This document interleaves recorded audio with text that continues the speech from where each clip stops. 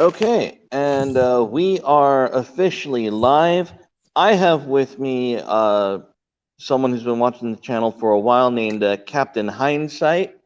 Welcome on, fellow brother. How you doing, man? Wonderful. All right, so just give us a brief introduction about yourself, where you come from, and what you want to talk about tonight. So, um, a little bit about myself. The most important thing starting is I do not have a college education. So, I am a working class American, but I'm one that was Ah, built on struggle, strife of uh, previously of immigration status, as I'm an Irish American. So, um, okay.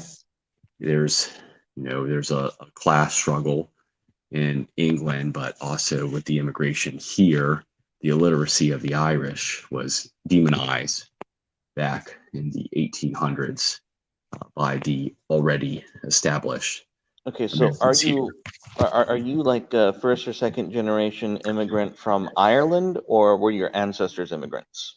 It was its ancestors. So Okay. the interesting fact is I have done the genealogy testing and everything of my ancestry and history, and I have been unable to come to a conclusion of exactly who my ancestors are. However, I've been able to identify my genealogy line immigrated here between the time frame of right after the Civil War up to as late as 1888. And one of the Okay. main contributing factors and reasons is because of illiteracy, the the non-recording of documents and a lot of the uh, lower income, potato famine Irish people that immigrated here to the United States didn't even know how to spell their own names. So, Ah. however, going back to the point, what I really would like to focus is how the the radical left is clearly losing, and the mainstream media is starting to lose complete control of the narrative. Oh no, I would agree with that entirely. They have completely lost the plot. I think that even if Joe Biden were to win, the awakening of the American people, as I just released in the my last video, I think the real kraken would be uh, the red-blooded American response to a new paradigm of red-blooded Americans realizing that their vote doesn't mean anything anymore, and the ensuing consequences of that reality. So this is a very important point that you are hitting, and we can reference what's also been happening recently in the last decade, and that is the wave of globalism that's influenced Europe. Now, if we look Hmm. at Europe and we look at how the global control, and we take the European Union, for example, well, as the European Union has controlled and taken um, the independent rights of these countries, the uh, can't think of the word off the top of my head. But Well, essentially, it's the word is sovereignty. When you take yes, there you go. the Thank you. self-determination of a nation or a group, it is their sovereignty. So it's very easy to try to do your research on any type of um, tech platform, whether it's social media, YouTube, whatever information. And if you use a Google search engine or go on YouTube, what you're going to find is you're going to find that there was little to no effort in order to combat the elimination of the sovereignty of these nations. And the opposite is the fact. There was lots of opposition, there was lots of protesting, there was lots of hand to hand combat and violence. But with the global control of the narrative, as well as the massive influx of migration of individuals that were infinitely more radical, who were predominantly of a youthful male age. There was just an overcoming of the ability to be able to take over and take back the country that was rightfully theirs. And, we can look at a lot of these countries' rape statistics where the nationalists are the people that are born of the nation, and at the rate of what rape has increased in many of these countries. We look at what's happening in Paris and France right now. You look how Sweden wants a very prideful nation of hardworking, respectful uh, Nordic ancestry is now turned into a wasteland.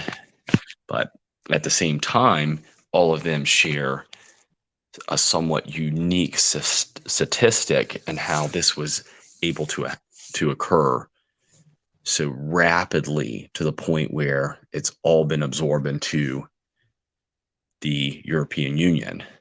And when you think of Europe now, and all of us think and focus this way, how many of Hmm. us think of independent countries when we're talking about Europe? Oh, It's and like, as I'm speaking as right now, I'm not well, talking about well, Germany. I'm not talking about Poland. I'm talking about Europe as a well, whole. Like, as it's one country. as a rule of thumb, we generally that think of Europe itself as one nation. I think that's almost where we're headed. And the only events that have um, defied that trend is Poland declaring that their leader is the Lord Jesus Christ. And then you have the Brexit over across the pond, in which they're still dragging their asses on because that let's just say they have their own swamp to consider, to put it lightly.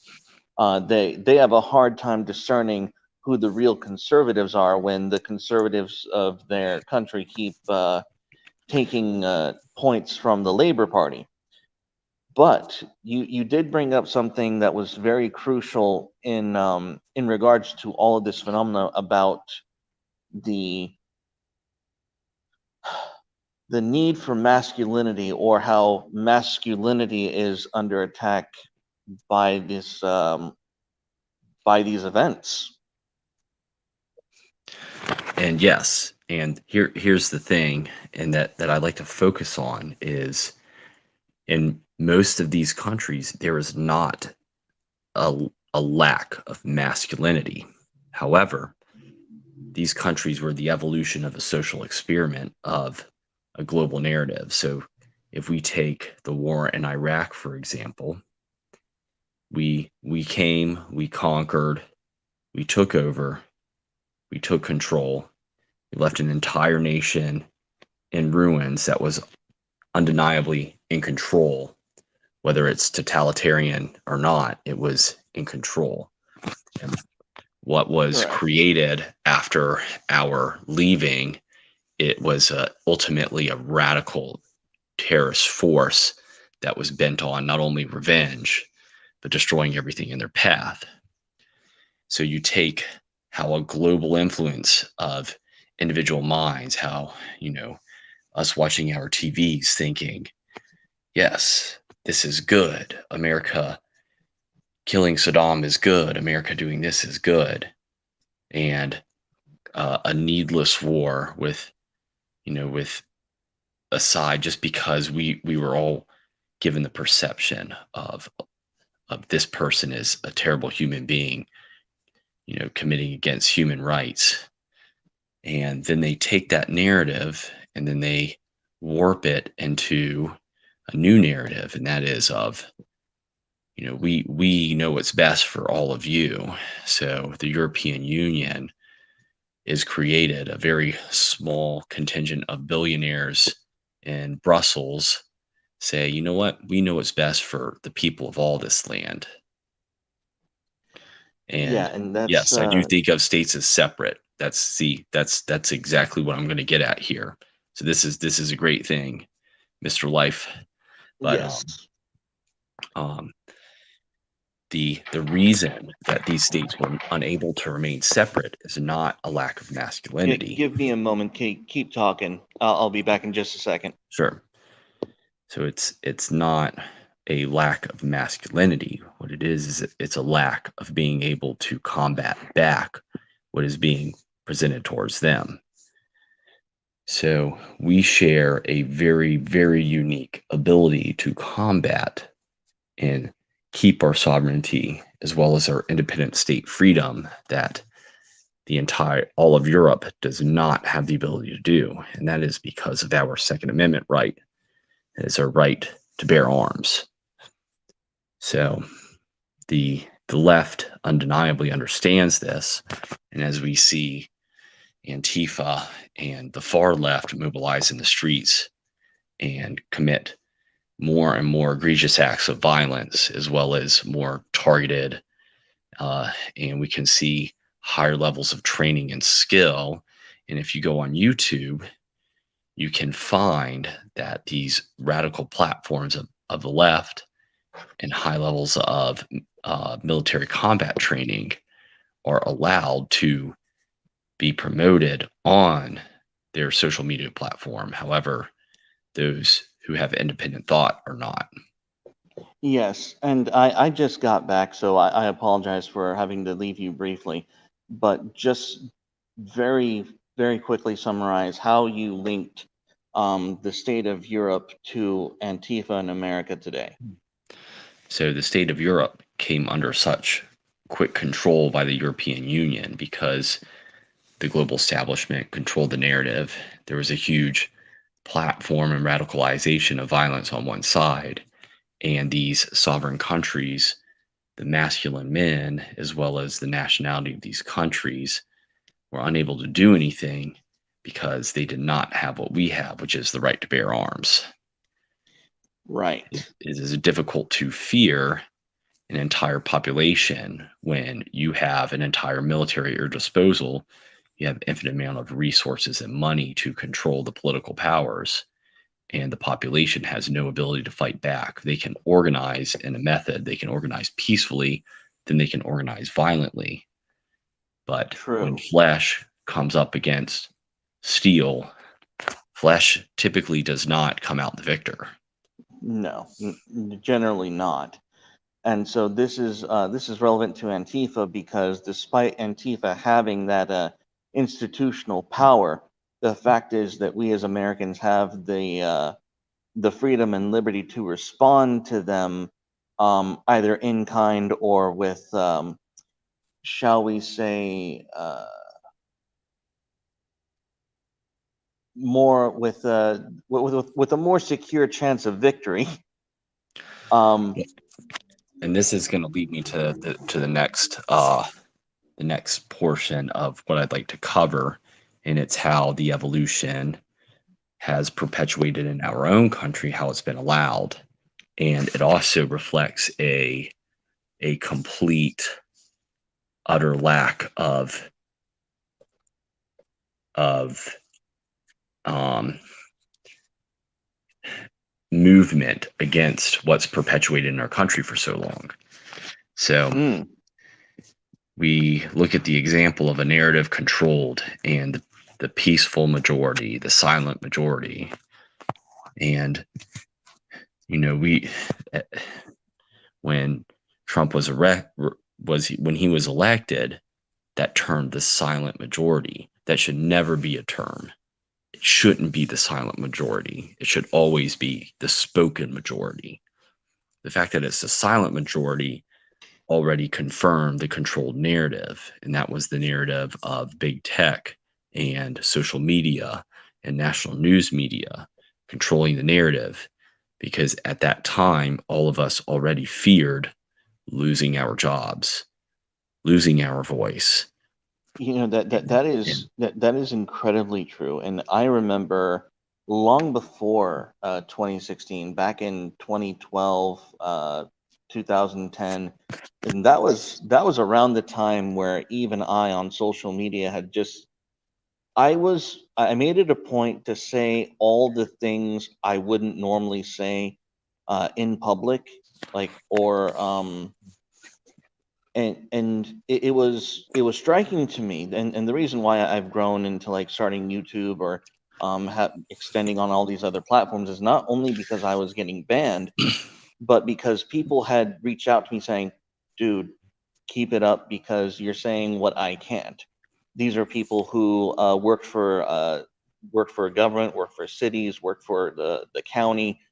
Um, so the need for individuals who are not beholden to state employment to be vocal, to be sane, to not be that silent majority, it is so critical right now, and it's always been critical. Um, and you're exactly right. The silent majority can no longer be silent, and the idea that they ever were completely silent is you're right. I think it is a form of mind control to call them the silent majority, because if they were silent, you wouldn't know what they were thinking. But everyone knows what they were thinking. You know, Yep. So it's not a secret. It's not a secret what the silent majority wants. It's just it's a get around to say, oh well, they didn't say anything. We've been talking this whole damn time. You know what we want. You know what we expect. Get in line or get out of the way. And the excuse of silence as a means to go around obeying the silent majority, the so-called silent majority, is no longer tenable, wouldn't you say? and that's a very important statistic, and it's also important to know that depending on what generation that we were born in also has a lot to do with how our voices are not only used, but how we feel as a human being and how we're raised as to what we can do. So, me being of the millennial generation, my I'm conditioned by my own family, who is outspokenly conservative, to Mm-hmm. be quiet because you're going to lose your job if you speak up. And that's a big part of the problem. And the way that it's stated that way is not that my family never intended for it to be a method of me like in fear or anything. It was a method of saying, well, this is the way things are. And then Well, and you're as I grew as a person, as I uh, learned my own information, as I explored data and everything, initially my mind wanted to go to a libertarian standpoint, but then I understood as a libertarian, it was, well, we can't just go libertarian because I mean that's borderline anarchy at that point. You can't just go from this entire established government and control and law into this. But as I started to understand exactly how we got to the point where we were at, I realized, well, the only way to make a difference is to speak up and have a voice. But uh-huh. it was already too little too late Well, until, the until, libertarian lie. Well, go on. Go on no, no, with your no. I until. will concede. I want to hear what you have to say because you always have great input. Well, it's where was I going with that? The Okay. libertarian line. Oh, the libertarian lie. It's not a line. It is a lie that the NAP, the non-aggression principle, it's redundant. It is absolutely redundant. All government, all society is predicated on an agreement of what can be best described as mandatory force, mandatory aggression on under certain circumstances. Uh, so this idea that the libertarians have the answer to complete and unadulterated liberty for all is it's a pipe dream. And this phenomenon of losing your employment due to the mob or people not yes, the non-aggression principle has failed. Yes, it has. Roy had um, an earlier statement too that when you're finished, I want to highlight on that's very important. It's funny. I actually had an actual quote that I memorized, but of course, I have through all of my MMA martial arts, all that experience. I'm pretty sure that my short-term memory's been beaten out of my head, and my wife makes fun of me all the time for it because I'll put the trash in the back seat of my car and then drive the gym and let us sit in the gym and listen in my car. And then I'm like, oh, how did I forget to take it to the trash can right at the end of the complex? But Yeah, it's that it's not just you. Just to assuage your guilt. It's it's not just you. that's if there is a better time to say the cliche, it's toxic masculinity. That's the time to say it.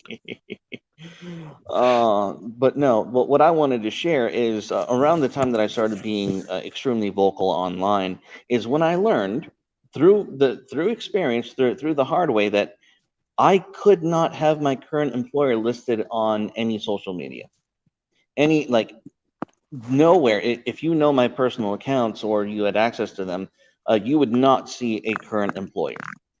And the reason for that is because when I did show, um, there were people who would leave like false reviews trying to get me fired, calling me homophobic. And the first time it happened, this is what's funny, and this is why I'm sharing this story. The very first time that it happened, and the last time it happened, someone tried to do that to me. I instantly turned them into a meme. Like I posted screenshots. I got their profile picture, and actually no, I didn't turn them into a meme. I shared the screenshots on my Facebook feed, and my gay brother, turned them into a meme about what a piece of shit trying to get a normal decent American fired for literally nothing, for having an opinion. And that's how you have to do it. That's how you have to respond when it occurs. When you're targeted, when you're being attacked for your beliefs, you need to turn it right back and mock them. Because and the real shit thing about these people is they can't help themselves but virtue signal in your DMs and in your private messages. They will let you know their intentions, and then it's just a matter of you basically covering your ass. So when I got a call from my employer about this review, I was able to tell him, disregard it. It's not a real customer. It is literally someone who has no business with our company whatsoever. And I was able to keep my job. But it was an effective tactic that if I did not respond appropriately, would have ended very badly for me. Just some advice for those of you who might find yourselves in that situation. Should you be vocal the way that you need to, there are ways and tactics to circumvent that, to humiliate the person trying to clutch their pearls um, as you are engaging in your First Amendment right. Um, So, and, so, and, so that actually kind of brings me to highlight. So Roy mentioned something earlier. And it's funny because after he said my short term was IED'd out, so I feel yeah. yeah, But prior to that, prior yep. to that statement, he said, "Reality, and when they ignore you or shout over you, what next? You can't talk to people who don't want to listen." And so he brings up a very good point because you literally can't talk to these individuals on social media, on any network, because they No, actively don't want to listen. You also can't talk to these people at major rallies or anything because they're part of a movement. And if you challenge their groupthink, then they're going to respond violently, aggressively, or they're going to say, whatever regurgitated statement, you know, um, cops are bad, or whatever the crap that they say is, they're just going to result to whatever their mind has positioned. So a tactic that I have actively employed is when I identify an individual that I know has been, and it's easy to say the term brainwashed, but when I peel back the brainwash and I look at what generation was this person born? Were they a millennial generation?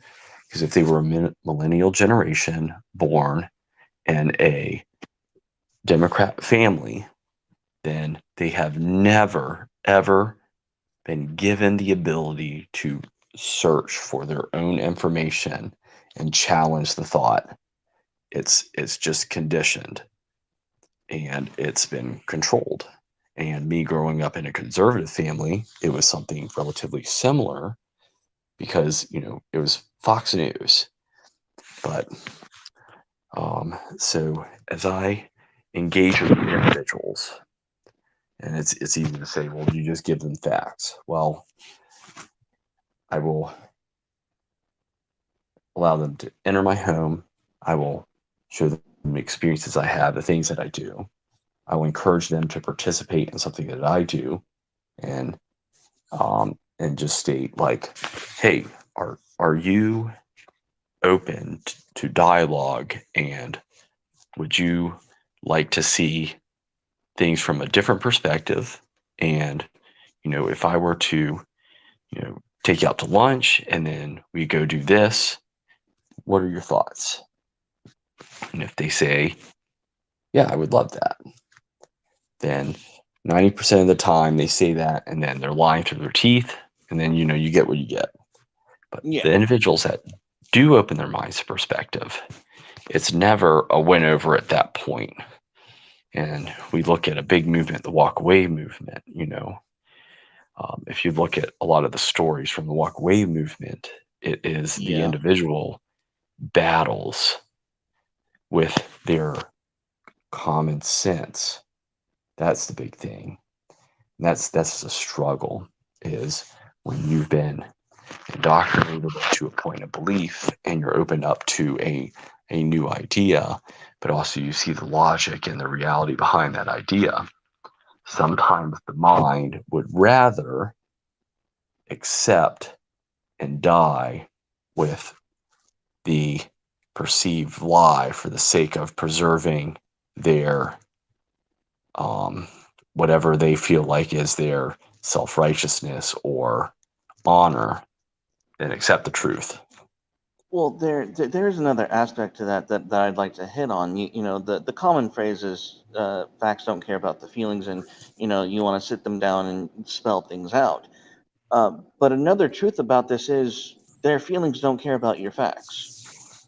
And as much as that is annoying, it does lead to a problem that does need a resolution. You can't, we are human beings, and sometimes we're in a point in our society where you don't know the truth from, you don't know what's real anymore, is where we're at, sadly. So the right really does have to be slightly better at appealing to the emotional realities of human nature and explaining to the left why certain things that they've taken on are bad on an emotional level. Like there are valid emotional arguments for the positions that we have that do need to be recognized, and there needs to be an outreach to the heart on some level. There needs to be a temptation and an enticement to live and believe the things that we live and believe. And identifying the proper route to that is not consistent, it's not easy, and it must be done, one on one. That's why you do things like take them out to lunch. It's not just about the facts. You know what I'm saying? Yeah, It is it's absolutely. about the story. It's about the real raw events of life. And I'll just give one example about a belief on the left that is utterly inhumane, yet they yet they use pathos and emotion to satisfy it. That we need to respond in kind. And this one example that I'm going to give is heteronormativity. Now, you and I both know that, heteronormativity is just, it's a buzzword meaning normal. The left want to fight heteronormativity because if you don't, then you hate the gays. However, this can be properly countered by really putting them on the spot by saying, why do you want to fight the force in society that hopes that you are developed in such a way that you can fall in love with someone that you can naturally have a child with? What asshole would curse a force in society that hopes that you can fall in love with someone that they can naturally have a children and family with? And that's what you're fighting. And so you really can fight against these buzzwords, These Nazis. exactly. That, There you know, are there are reasonable and emotional cases to be made, and they both need to be made. Which again is it is not why hilarious that everything that doesn't fit their narrative and ideal is labeled as Nazi? So it's like yeah for whatever reason, it's as they embolize, they symbolize, they worship communism, socialism, and they don't worship it from the authoritarian perspective that came soon after Karl Marx, but they worship Marxism. And then when you look at Karl Marx as a human being, as a bigot and as a racist, because in his own journal and diary, he yep. explicitly states that. But well, it's not about him. It's about his meaning and his movement and his purpose. And it's like, well, you can't look past his own character and say that his movement is outside of that character. But I really want to look at read the comments of some of the individuals that have been posting. So Mr. Life over here, he said, I take issue with the term toxic masculinity. It's a psyop by feminists to make positive term masculine into a negative connotation. And you know what? That is not only a correct assessment, but it is scary because even me, when I'm thinking of using the term masculinity in a conversation, there's now a fear around it, a fear of offending, because it has been turned into a negative connotation. By me saying masculinity is basically me stating and confirming to the individual I'm talking to that I am opposed to potato brain Biden and Camel Toe Harris. But besides the point of that, Well, it's but here's the reality though. No one actually believes it. I mean, they say it, and the no rat one no one with the independent thought radicals, actually believes it.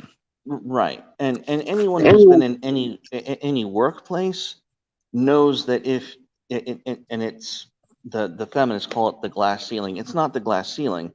It's the fact that when you have a bunch of ladies in the office, if you have just one or two men in the office in like a manager position, it keeps everything sane. Like there have been time and time again these these communes, these co-ops where women will get together and it'll be a women-only shindig, and it breaks down into cat fights over parking spaces and handbags. It's you need that the male in the top leadership role to keep the drama down so that shit doesn't fall apart.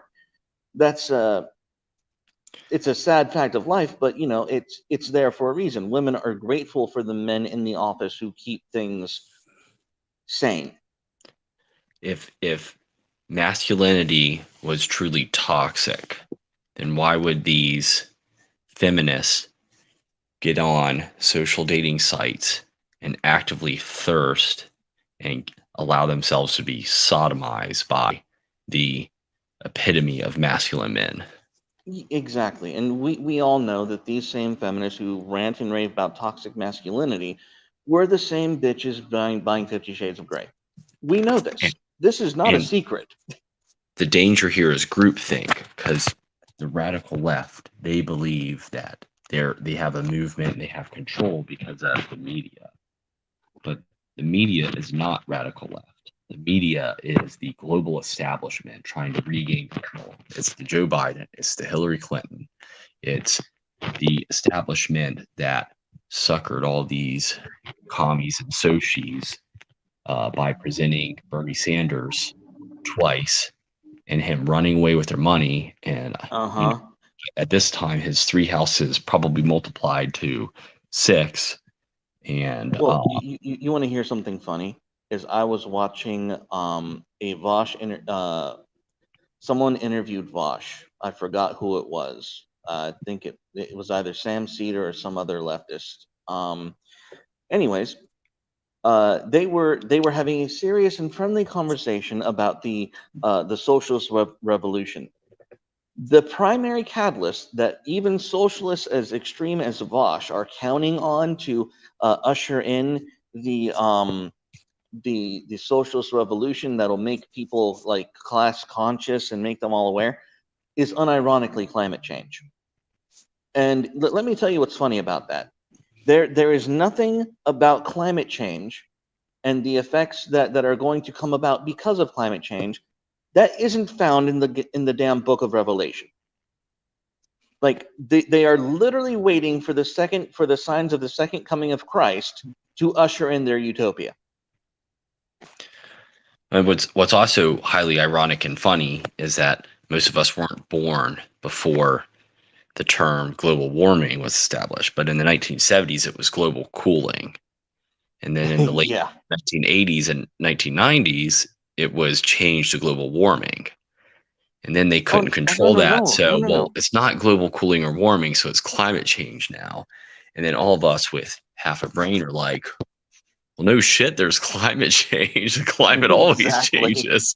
Otherwise, we'd have, you know, exactly 12 inches of snow this time of year, or, Uh-huh. you know, Well, but, no, and it's where was I going to go with that?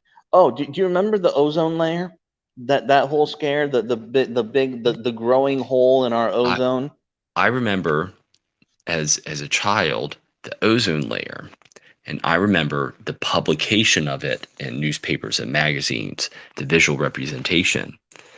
And I was indoctrinated, and as I'm growing up, I'm looking at the sky and I'm trying to visualize, and I'm looking, well, is this line right here the ozone layer? What's being shown to me doesn't look like what I see, Yeah. and that's propaganda. Yes, it is. That is the definition of propaganda. But again,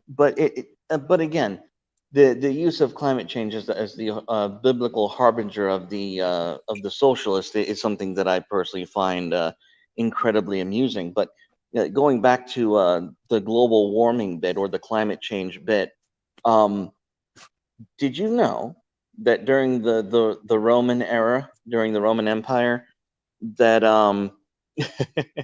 it not only was it a lot warmer, but when things were warmer, the worst possible consequence was a slightly higher sea level, slightly, maybe like 2 or 3 inches, and farmland in Greenland. Man, all of their gods forbid. I know. Seriously, like it's absolutely terrible. More agricultural land being available because of the warming of the planet. Oh no. No, it's really funny to me about this whole the global warming and well, it's not global warming anymore, climate change, right? Uh huh. So, has anyone questioned the fact that the only people that tell them about climate change are not actual scientists, but politicians? There are no scientists that go on the media. that talk about climate change, like on the national media scale. It's No, simply well, and politicians referencing articles by Dr. Seuss, and then you yeah, go look and up these on Pop, and you're like, oh, I'm a fucking idiot for listening to this. Yes, and not only that, they're citing some like UN study with like nameless with no names that you've never heard of, who have God knows what qualification. And then we have on the other side of this climate change argument, the literal founder of the Weather Channel saying, "Hang on, that this is not true. That this, like, I love the planet. I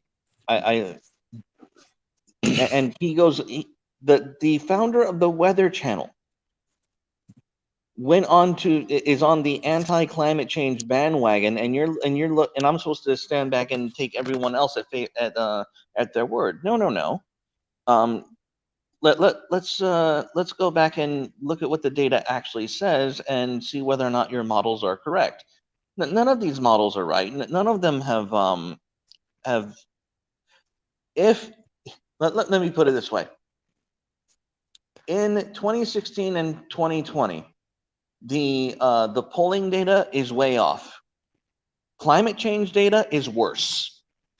Well, there's a reason for that. So the climate change data was originally created back in the 1990s, and because of the trending situation, there's a really cool YouTube video on this, but they created these ghost centers of equally reported climate change based off of the geographical area. And all of these basically use the model of that year of climate change and, or at the time, global warming increasing. And what happens is there's a couple of real data centers and a gigantic amount of these ghost centers that use or report statistics and quote data. And even with the Roy, you're right, the climate change is a propaganda weapon. Even with that propaganda weapon, it Mm-hmm. still is not perpetuating at the level that they anticipated, because they were going to the whole thing was based off an assumption that it was going to continually increase. No, and it didn't, which is why they had to change from cooling to warming to climate change. Well, I mean, if it was as dramatic as they stated, so hold on, what are the years that the Earth was coming to an end? How many times did they call it out? Oh, So there was oh my gosh. 2012, then 2014, and then 2018. And what's the new one? So we're dead three times. I Carnal, we are our I 9 lives are almost up. We're getting halfway I there, don't sir. I don't I mind don't. being a dead man walking. I think it's how every man should live. If you're not living on the edge, you're not really living. Um, And and Carnal, I kind of, when we engaged, we were getting on. This is great conversation because of how our minds are moving towards different things. But there's something I wanted to highlight, and Roy hit it here. Um, okay. any relationship will and needs to have struggle and conflict, and to work through it together and grow as a couple, they eventually need as husband and wife. That is Yep. exactly true. And my I have a beautiful, wonderful wife, a wife that I immigrated here from another country. Um, and a struggle in my relationship uh, is getting her to have the open mindedness and the free thought to escape the the information that she has been proposed. And what I've Yes. always stated to her is not, hey, you're being lied to. It's all propaganda. What I've said is, if you keep your mind open and open to another perspective, and when you look at and you kind of take what you're presented and you open it and look at the like an opposite direction of it and try to find information on that side, then you come to your own conclusion. And the reality is not everybody's right is or not everybody's right. Not everybody's Exactly, left. but There is it's no right. There is no yeah. correct. There's well, Our there is there in terms of that. I went through the same thing with my wife, and the thing that really turned her around was watching me engage online and then watching in real time when I would have to go tell her, "Hey, babe, I'm not responding because I got a zuck again." And she would be disgruntled, be like, "Well, what did you do?" and and I would show her. I would show her exactly what, because when you get banned, you have anyone with a clear mind screenshots it, and it got to a point where she realized this is getting out of hand. This is getting ridiculous. Why would you censor this? Why would this be, something that is censor worthy? And you know that that censorship, my censorship, got her. Uh, she fell down the Q rabbit hole a couple of times, and she started investigating things like the sex trafficking on the border. She started looking at Epstein. She started looking like it opened, like, just that example um opened up a whole new world for her that I didn't get her into. So it really is being open with your partner, like this says. You need to struggle and have conflict and work through it. Your partner has to realize the kind of fight that you're in, because I know that most men, when we're on social media and we get banned, like, we don't advertise it. We just kind of move on or do other things or put our attention elsewhere. But have the conversation with your loved one. Have that conversation with your significant other, because we're at a point in society where your presence on social media can be missed, and it is missed, because that's now how we keep in touch with friends and family and all of those other meaningful connections that are not in our direct physical influence. Yeah, and I love the comments that both Mr. Life and Mr. Roy are contributing because Yes. it's all accurate information, and obviously we're all connecting on the same level. Um, Yes. you know, Mr. Life, the buzzword climate change, yeah, that's just a buzzword now. And every time I hear climate change in my mind resonates the same way that racist and Nazi and all those other buzzwords resonate. They've lost their meaning because it is used explicitly for political reasons. So, um, and then Mr. Life, oh no, excuse me, Mr. Roy, depending on your cover. Roy, that's interesting. Um, you were born in Germany. So Germany, here's the unique thing about Germany. So Germany's always been a prideful nation, and rightfully so. Now in World War One, the German people were completely thrown under the bus for the oh my god, the Treaty of Versailles. Yep. Basically, Germany and their chancellor and the powers involved, they they had so much pride that they couldn't accept defeat, or they knew they were defeated, excuse me. They made an excuse and said that they entered a stalemate, and they coerced the allied powers into peace or surrendering. And when everything was found out, there was a vengeance. And when it comes to like Hitler and everything, a lot of people don't know that Hitler wasn't some man that decided to stand up and fight for the people. Hitler was manipulated and controlled by another man who had a movement that was based off of racism, and also that man was a very flamboyant homosexual man, and through the power and control, he used it for drugs, for um, orgies, and other things involved. And Hitler took the fall, went to prison, um, wrote Mein Kampf, but because Germany was oppressed as a nation by the countries surrounding it, and the existing veterans in that country had a belief that they were not only betrayed by their own countrymen, but that they had actually won the war.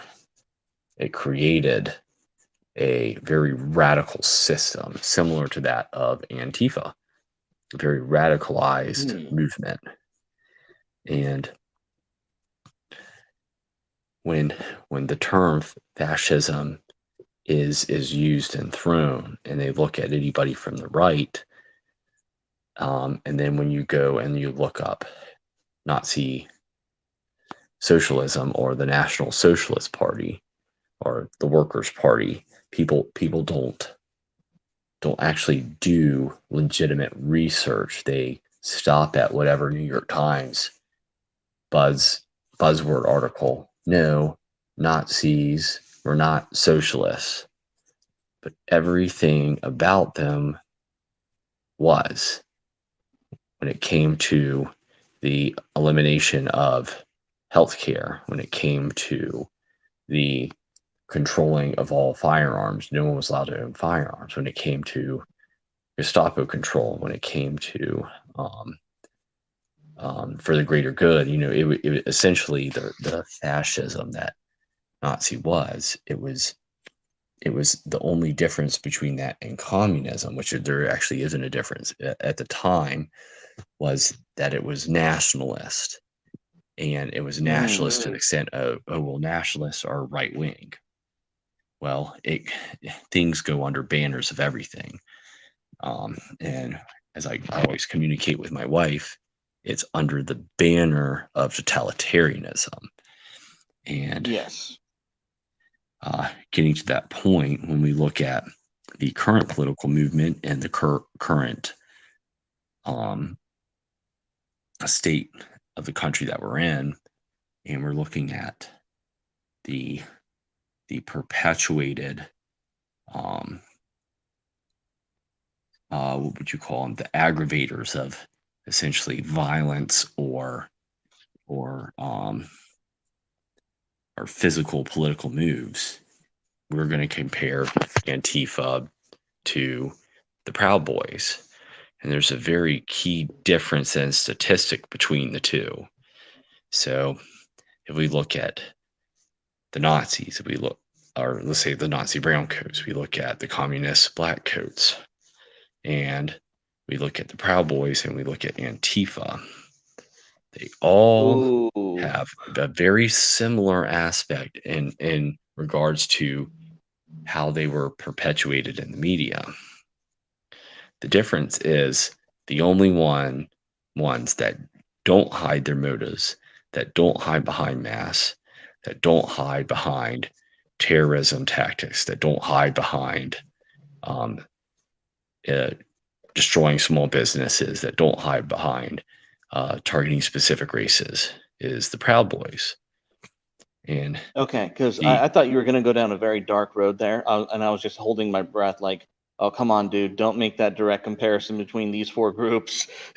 Well, so that's the thing. What I'm saying is this is a stated media comparison, a perpetuated media comparison. And see, now I actually had another person on a couple of nights ago, and he said that the Proud Boys were essentially a street gang. I'm like, no, not exactly. And I was actually in the shower going with that conversation playing in my head, and I realized the Proud Boys aren't a street gang. They're an unarmed militia. well, they're not even a militia per se. Well, It's they're but here's the difference. the Proud Boys have a right to exist. And the point of a militia is for the defense of individuals and property, and especially, from a potential government threat. So rather than the gross moniker of street gang, I would prefer unarmed militia. That seems like an accurate descriptor. What I would say about the Proud Boys is they are the result of the Constitution written centuries ago that is Yep. suddenly coming back to life, and the souls and the hearts of those men, that it's what our forefathers essentially wrote and scribed.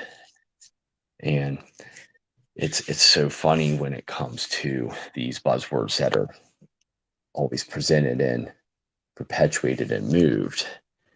And every time I Now see the I'm Proud going to draw Boys the fighting attention to. Antifa, Yeah, I'm going to draw. Yeah, yeah. When it I comes to the Proud Boys combating Antifa, please continue that thought.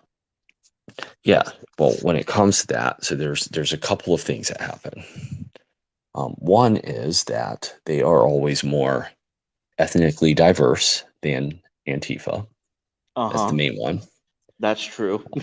Two is they have never, ever once targeted personal property, small businesses, or tried to terrorize individuals into a group. And there's no evidence ever produced, ever perpetuated. Yes. It's three, they are people that are open, they show their faces, and they're also open to dialogue.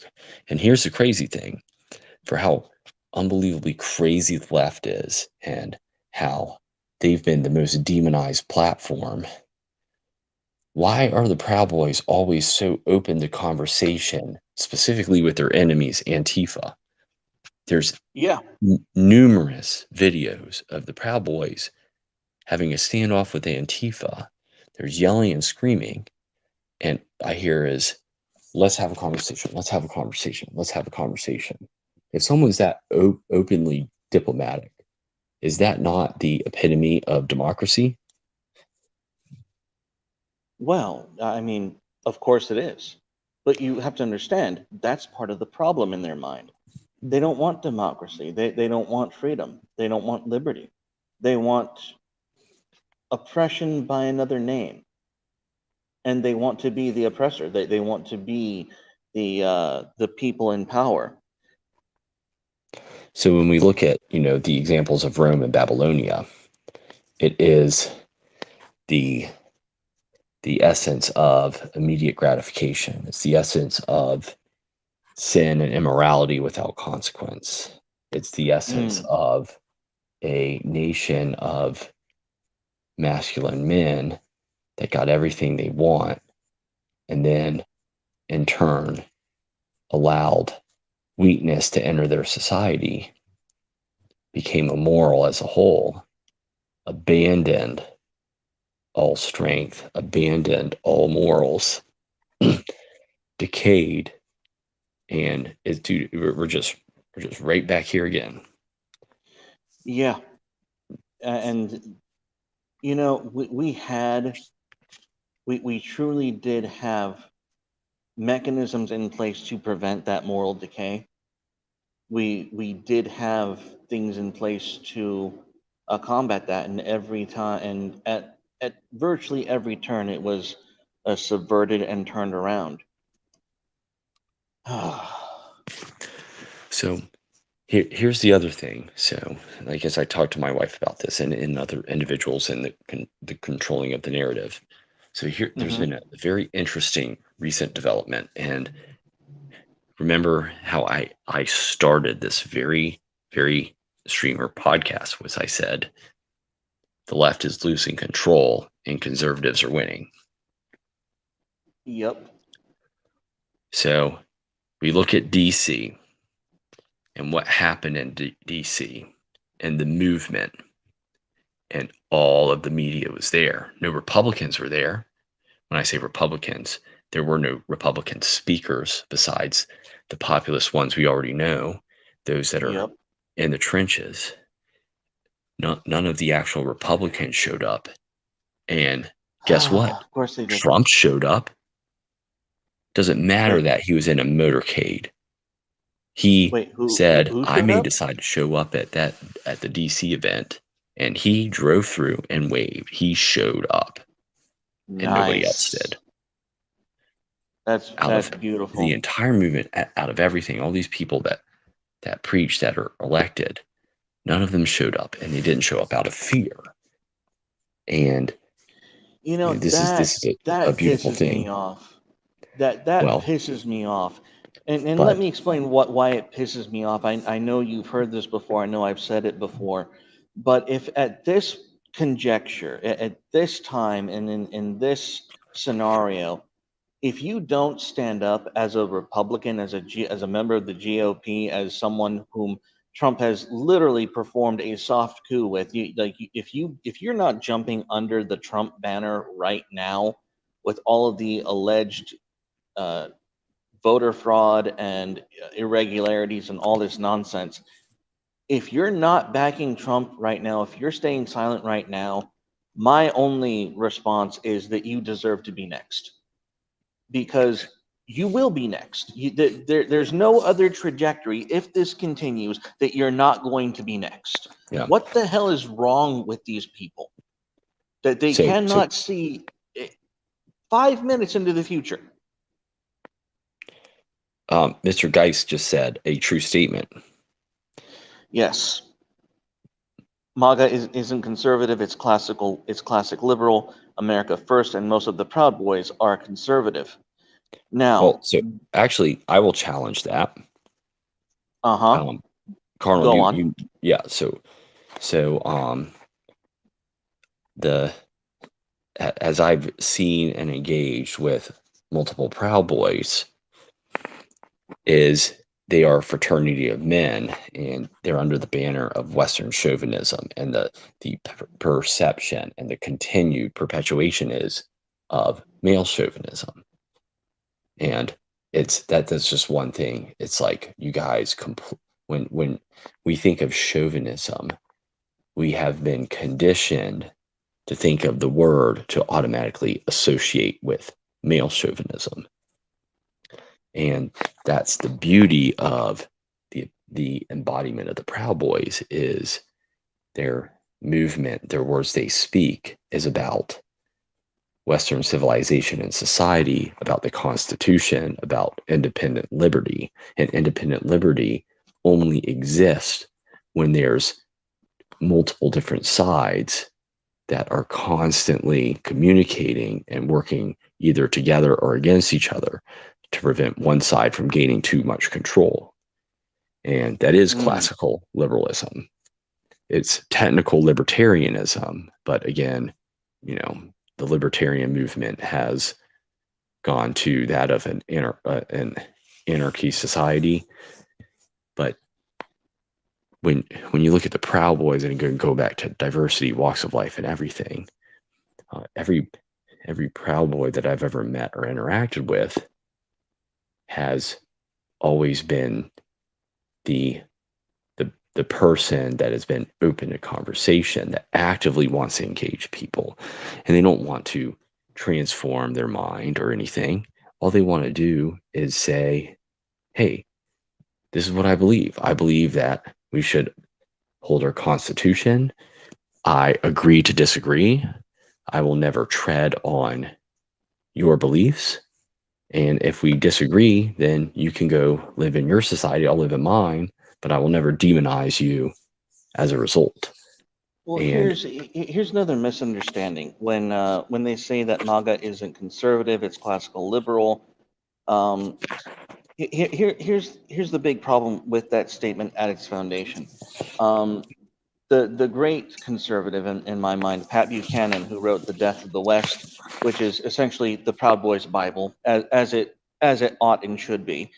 Um, paleoconservatism is in fact one of the one of the offshoots of classical liberalism. Classical liberalism does include the subset of paleoconservatism that the Proud Boys tend to promote, and it's strange to me this how do I want to say this? It seems like people are assuming that the it seems to me that people are assuming that there is a difference between conservatives and classical liberals based on their ability or willingness to use force. And I'm not sure how accurately that swings which way.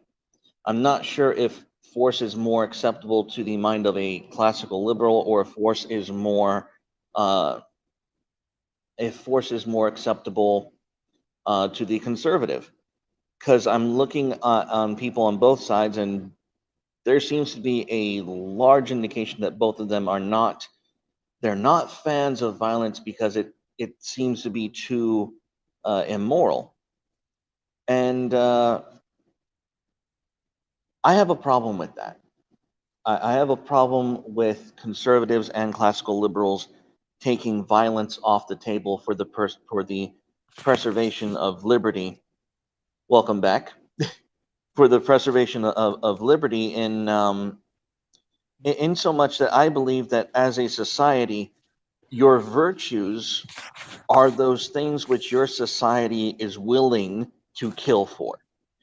If you have a virtue or a stance or a principle, if you're not willing to kill for it, it's going to be subverted. It's going to be taken over. If there isn't a legal and social enforcement of literal mortal danger, of if there's no mortal danger of violating this principle, there's no point in claiming that you possess that virtue or principle. And so I'm very hesitant to define whether MAGA is conservative or not, or whether classical liberalism itself isn't in fact the progenitor of what we term as paleoconservatism, because it is the progenitor of paleoconservatism. Well, And honestly, we can call it Trumpism. we can, you know what, Trumpism is a good specification. And the reason why I like that specification so much is because the more that I watch Trump, the more I realize that he is, in fact, the first American prince. He is a Machiavellian man. And he's doing exactly what I would expect a Machiavellian to do to a Saul Alinsky. Like, if Saul Alinsky and Machiavelli had to sit across from each other at a table in hell, it would literally look like what Trump is doing to the left. You would have Alinsky ranting, raving, shouting, and threatening Machiavelli for hours on end, making empty promises, empty threats. And at the end of the discussion, Machiavelli is simply going to get up, walk across the table, and slit Alinsky's throat. And in terms of policy, in terms of how Trump has acted in his office, that's what he's been doing for 4 years. He's not doing it as well as we'd like him to, but that's essentially what he's been doing. He's been applying the politics of power very effectively throughout his presidency. That's why I call him the American Prince. Um, It's not just very effectively, he is dealing it with a mastery. And there's a several different reasons why. So, well, let's be blunt. When I say Machiavellian, if you don't have that that persona of authority and gravitas, and if you don't at least appear to have that mastery, you're not doing Machiavelli justice. Um, so in my mind, that is sort of that kind of the appearance of that mastery is implied when you apply Machiavellian principles. Um, Yeah. So here let's go to chat because there's a couple interesting things. Um, let's see. And There here, is let me, I interesting. want to, Carnal. I just want to criticize you for Please. a statement you said, and you made a statement earlier where you said it's got to be something we're willing to kill for. Yes. Well, so that is an understandable aftermath of what may have to occur. However, it should a true moral motive isn't something that you would say I'm willing to kill for. A true moral motive would be something I'm willing to die for.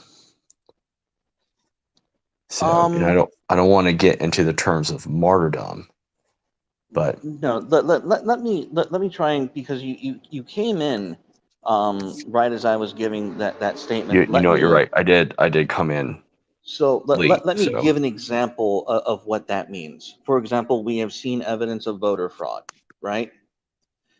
I want such actions against the vote and against the democracy of our nation to be punishable by death. I want politicians who consider passing infringements on the Second Amendment to be punishable by death. That's what I mean is as a society, if we claim that these are principles that we claim to hold, that the punishment for violating those principles needs to be deadly.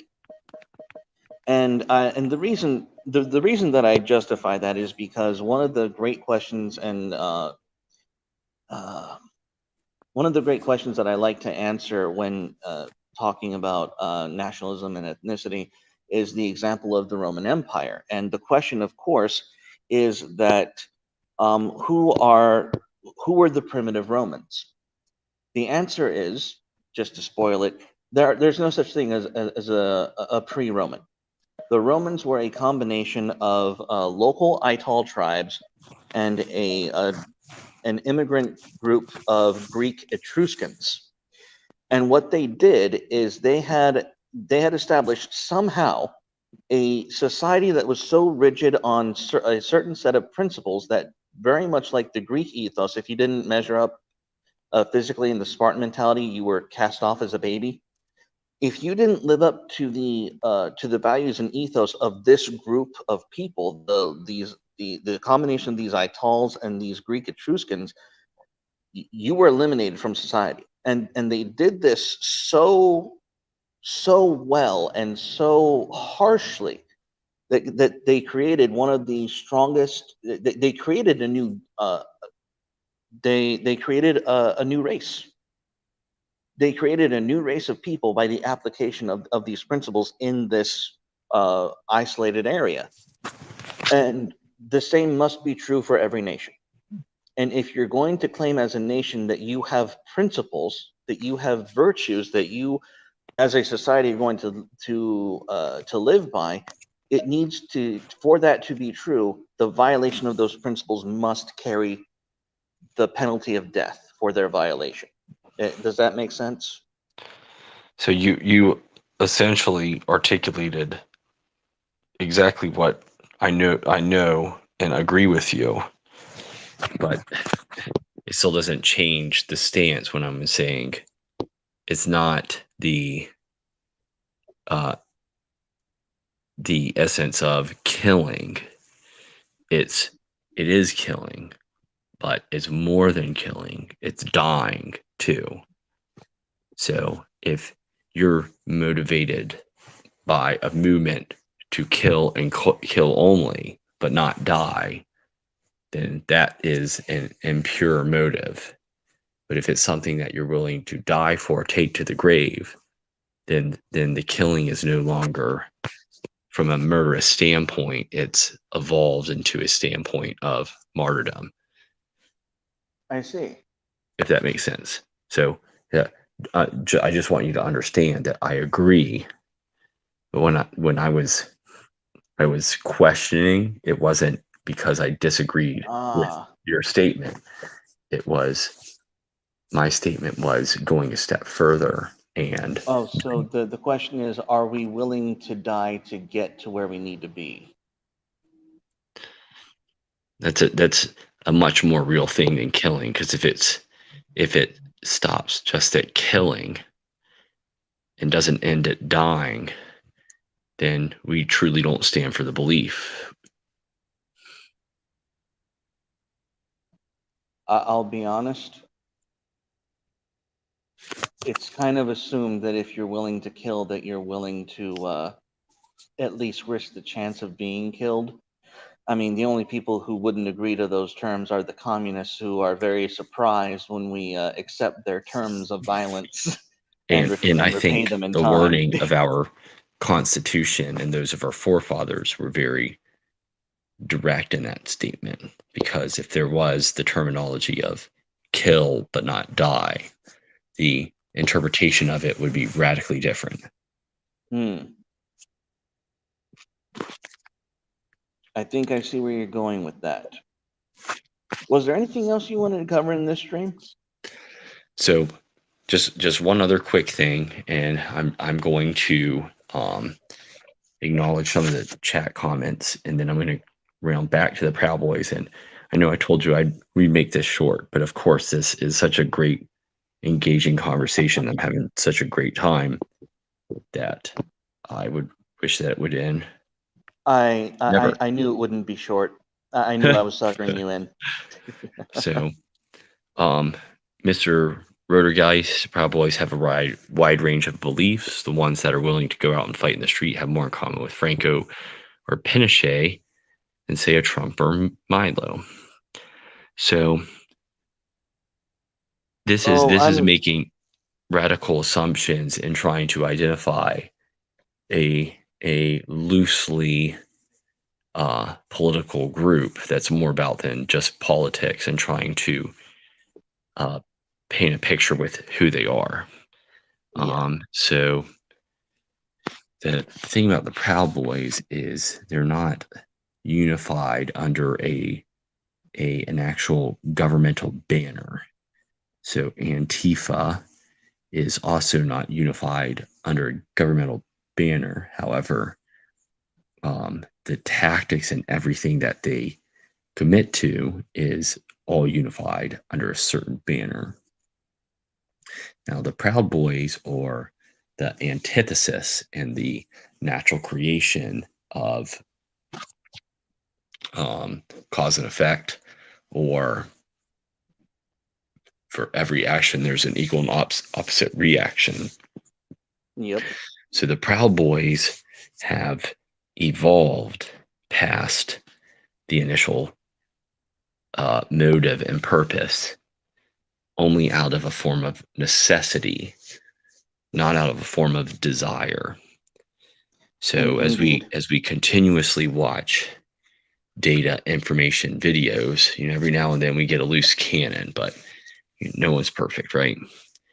Well, no group is full of, shall we say, the pure the pure manifestation of a group's intention. No, not every individual is that person. And it's you're absolutely right. If not for the left's permissive attitude towards Antifa, the Proud Boys would have never come to pass. Like, if the left had been far more honest, far more amenable to actual democracy and liberal values, the Proud Boys would have never had to defend Lauren Southern and Tim Pool and Gavin and Ann Coulter at the Berkeley campus. If not for that, the Proud Boys would have never been a thing. And they have themselves to blame for it. So it's so funny. I was reading a memorial, and it was discussing the formation of the colonial army in the Revolutionary War, and they happened to have formed by a bunch of patriots at a bar that said, "We're gonna not deal with this fucking shit anymore." That And then, sounds lo familiar. and behold, but again, this is the antithesis. This is a totalitarian regime that is destroying towns, cities, burning down small businesses, murdering people. And there has to be at some point of unification. So if it was the militias, then the militias would just roll in, and Antifa couldn't do anything about it because these militias would have put down every single one of them in just a couple of minutes. The militias are of our country. They're so well trained, well equipped, and while everybody's been, wiping their butts with toilet paper that is lavender scented with aloe in it, they've been doing this whole time. Well, Yeah. the Proud Boys are essentially just a bunch of stupid drunk assholes that don't want to lose the ability for them to meet in bars and not be a bunch of stupid drunk assholes. Amen. And Gavin McInnes, is much of a joke and satirical as he is, he was one of the few individuals that went to college campuses on a satirical note, but had the cojones to say it like it is. And through his demonization, the times he was assaulted and beaten, that's how the Proud Boys were formed. And then I know he has some type of small affiliation, but Well, he was the anyways, he was the leader for a quick minute. But no, there's another comment I want to get to by Roy. Says communism and other fancy words. It's the lose of perspective. I'm going to say the loss of perspective. People don't know what free is. I've seen slaves. I've seen authoritarians. The left wants to blame others when they shouldn't. And I've actually had a conversation with several of my friends on this on that topic. Um, I'm going to tell you. I'm going to say something that might cause even my guest to balk. It is preferable to be a murderer than a slave. And by the way, if you think that's controversial or evil, even in the Bible, when God wanted to free a nation of slaves, he chose an exiled murderer to get the job done. That was Moses, by the way. Um, so I want to hide. Oh wait, join.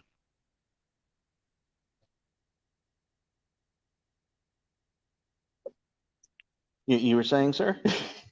No, I was reading. I'm trying to read too much stuff at one time. So hold on. I want to end this segment. I want to end this my participation in this conversation. I just want to highlight something Roy said, and then I want to move back to exactly where I was at. So Roy Mm-hmm. said dying is very easy, killing isn't. Killing can and will leave a scar on your soul. So this is true in the essence of dying not being a choice. So it's very easy to die if it's not a choice.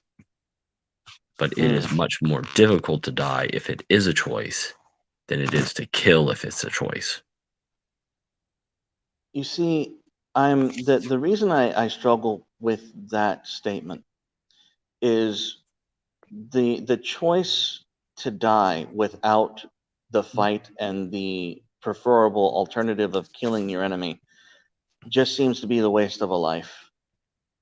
It seems like if there's no promise to muster a defense to muster a victory, then I see no value in it. I truly think that in order to justify the death of a martyr, there needs to have been a good fight to be had. And I agree. But a good fight to be had is not killing yourself. Of course, of course. So going Just so we back, clarify that, yeah, but please go back. that's the purpose of my clarification Okay. is killing is not as easy as dying, and killing yourself is not dying first, it's killing first. I like that. I like So it. as I end my participation here and I reflect back to the Proud Boys and the movement, and we look at the Million MAGA March, which that was the most um, saturated bunch of colors I've ever seen in one place at one time. It was like I was watching a Samsung TV demonstration. Like, it was nuts. And we see the Proud Boys roll in, and the epic new chant that was also on display at CNN is "fuck Antifa, fuck Antifa, fuck Antifa." But the Proud Yep. Boys offered protection, and they didn't offer protection for their own. Their protection was for civilians, and civilians did Yes. get targeted and attacked. And so, it could be the essence of a militia or a local militia, but they're not a local militia because they unify under one pact and they all mobilize to the same area. But Mm-hmm. as they continue to show restraint, the Proud Boy movement is that of no one is afraid anymore of showing their face. And Exactly. the media is now afraid of showing their face, which is who they've tried to use to essentially silence. And all they've done is made the American workers, the populace, and the ones that are open minded, that agree with Trump, all they've done is piss us off. And Amen. now, after that march, the media had no report on the Proud Boys, no demonization, nothing. So when that happened, I scratched my head, and that's what made me come to the realization that they're losing, because Yes. Antifa and BLM got their asses kicked so bad, and there simultaneously was no evidence of Proud Boy antagonization. It was always only reaction, and if they did have evidence, it wouldn't matter anyways, because all they would be doing is Mm-hmm. kill their own cause, because who wants to be on the side that commits violence against one group and then in return gets overwhelmed and Loses. their ass is kicked? Exactly. They couldn't So, use their victimization as propaganda anymore, and that is a beautiful thing. so masculine men aren't victims. Masculine men overcome all challenges and obstacles. Masculine men protect their women. Masculine men make logical decisions and are not led by emotion. And masculine men have risen up for the first time in the last 50 political years. And there is a new party. It's the Constitutional Republican Party, and the Proud Boys are here to stay. Amen, brother. Amen. And with that, I will let you get home to your wife. Well, I'm already home to her. I just don't want to wake her up. I know, but chat didn't know that. Appreciate it. Thanks Yeah, for everything. anytime, man. And we'll have you back as soon as you can, man. Sounds great. Thanks. Have All a good right. night. Talk to you later. Bye. All right. Thank you guys for joining us on the stream, and we will see you next time. As always, stay carnal and God bless.